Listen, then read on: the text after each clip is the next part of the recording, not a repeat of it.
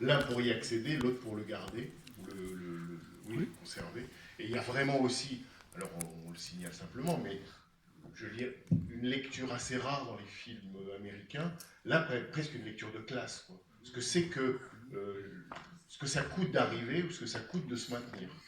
L'avidité, l'avidité.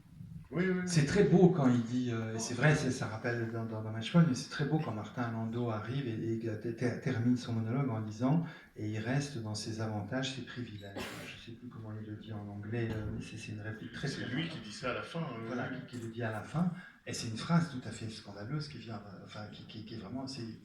Il est enfermé dans un mur derrière un mur de privilèges. Il a commis un crime pour sauver les apparences, enfin ses apparences et effectivement le monde qui était le sien, qu'il le tient, dont il s'est arrangé pour que d'une certaine manière ça fasse toujours la différence entre son frère et lui, par exemple. Parce que son frère, on comprend qu'il est de l'autre monde. Son frère qui, lui, portait les espoirs du père et qui les a déçus, ce qui fait bien l'affaire de Martin Landau. Voilà, c'est un islamisme.